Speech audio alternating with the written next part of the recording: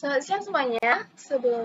Di sini saya akan mempresentasikan hasil tugas saya yang berjudul Karakter Morfologi Nematoda Sista pada Tanaman Jagung atau Heterodera Z.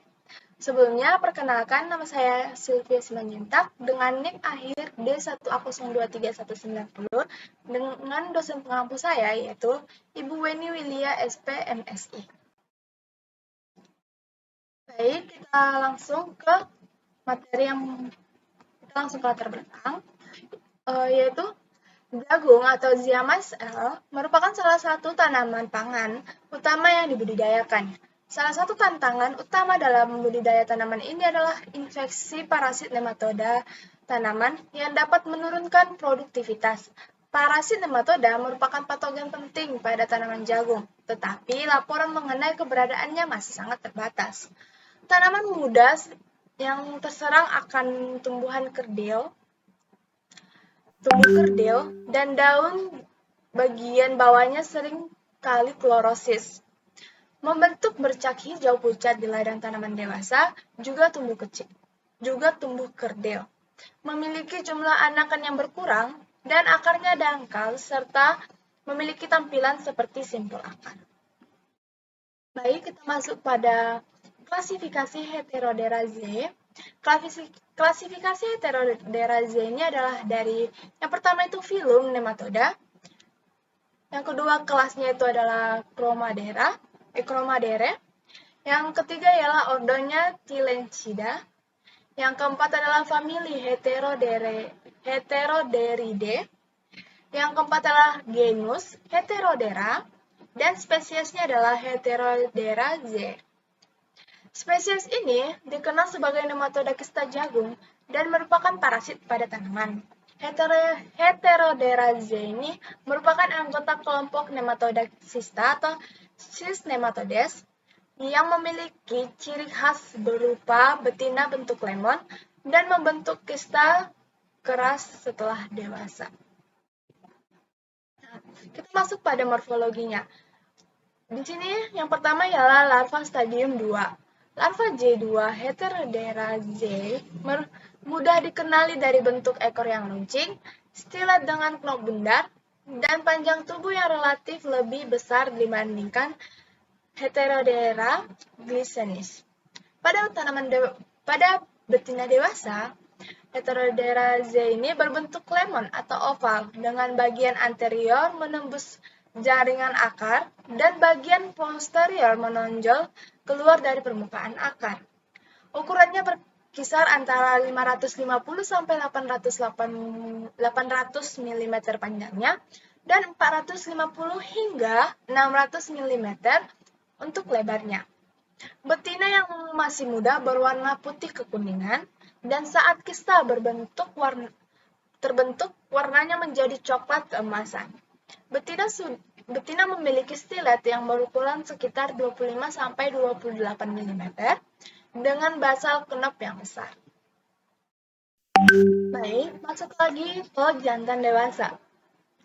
Jantan dewasa ini memiliki tubuh panjang, ramping dan aktif bergerak setelah keluar dari akar tanaman inang. Jantan memiliki spikula ganda atau kopulasi atau alat kopulasi. Yang panjangnya sekitar dan digunakan selama proses pembuahan. Jantan tidak memiliki stilet fungsional karena organ tersebut mengalami reduksi. Ekor tubuhnya melengkung dengan ujung yang meruncing. Baik, selanjutnya pada kista.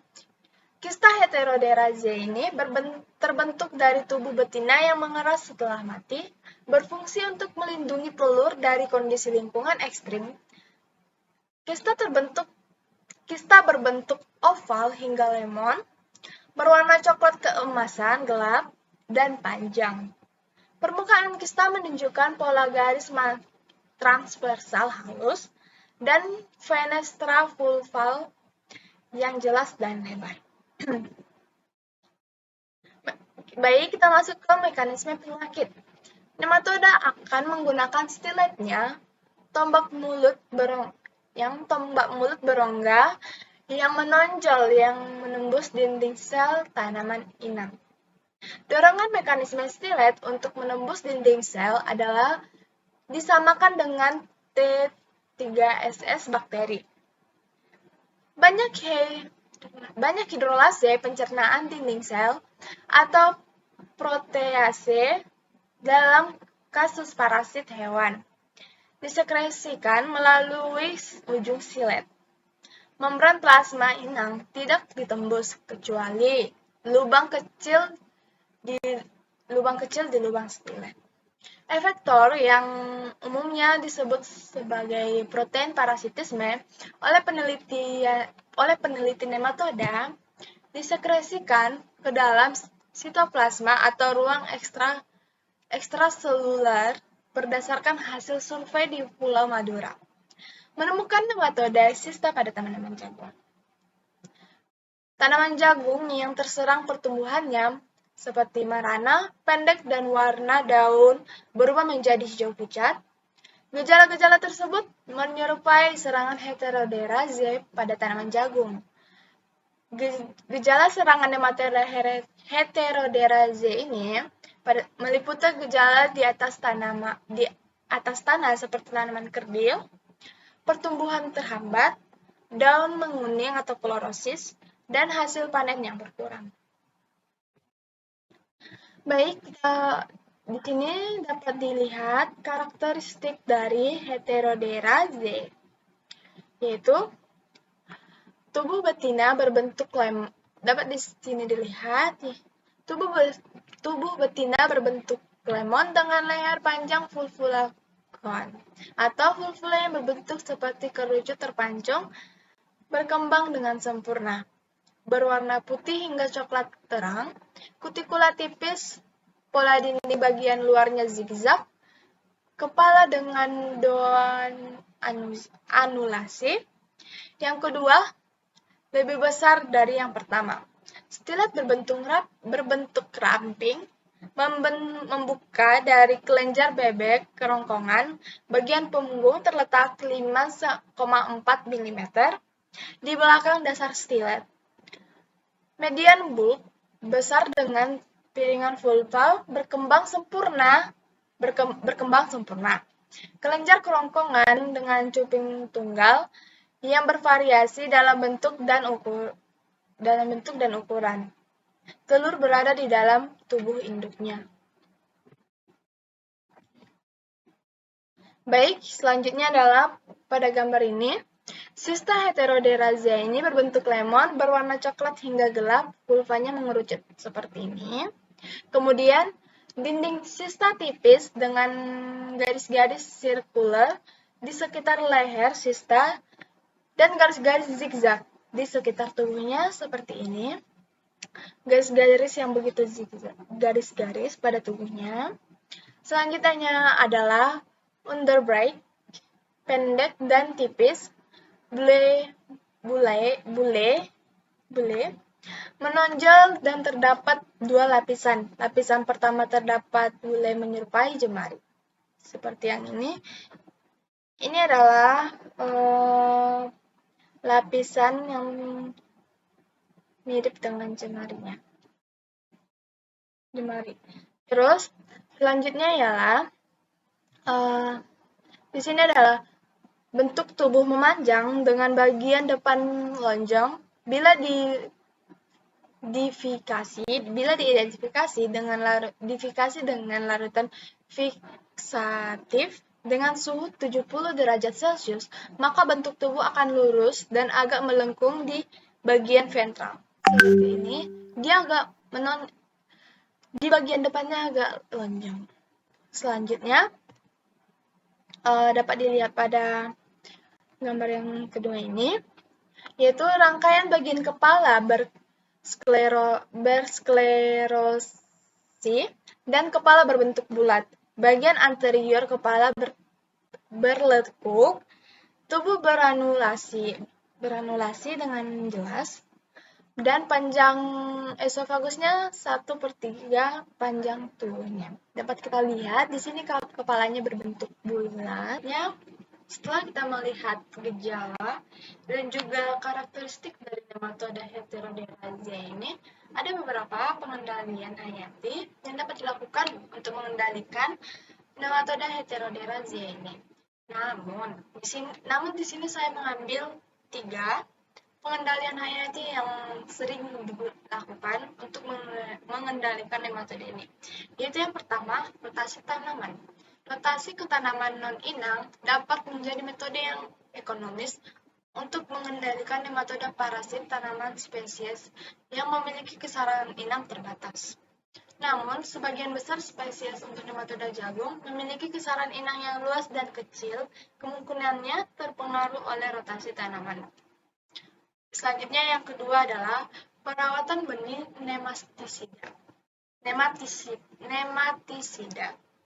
Yang ketiga adalah kebersihan.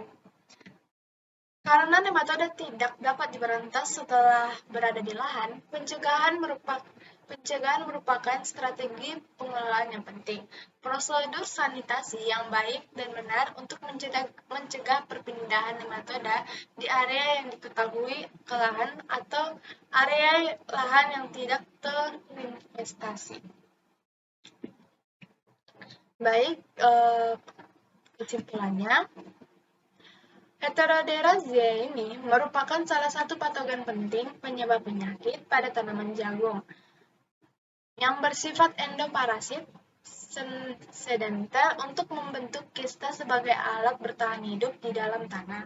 Spesies ini memiliki morfologi khas berupa betina bentuk lemon yang akan mengeras menjadi kista, jantan berbentuk filoform dan aktif bergerak, serta larva stadium 2 atau J2 yang berperan sebagai tahap infektif dengan stile panjang dan ekor runcing.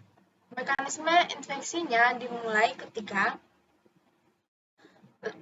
larva J2 menembus jaringan akar tanaman muda menggunakan stile dan enzim pedegradasi dinding sel.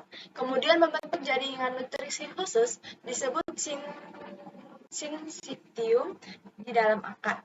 Proses ini menyebabkan gangguan fisiologis dan biokimia tanaman, terutama pada sistem perakaran dan penyerapan hara. Gejala serangan heteroderasia ini pada tanaman jagung umumnya tampak pada bagian vegetatif seperti pertumbuhan tanaman kerdil, daun berwarna kuning atau klorosis, kemudian sistem akar yang pendek dan menebal, dan bercabang abnormal, serta menurunkan produktivitas biji jagung hingga 30-50% pada serangan nyerah. Baik, berikut adalah daftar pustaka yang saya gunakan, dan sekian hasil pemaparan atau hasil pemaparan dari materi yang saya bawakan. Jika ada salah kata atau salah ucap selama saya presentasi, selama saya pemaparan, tolong dimaafkan. Sekian dan terima kasih. Selamat siang.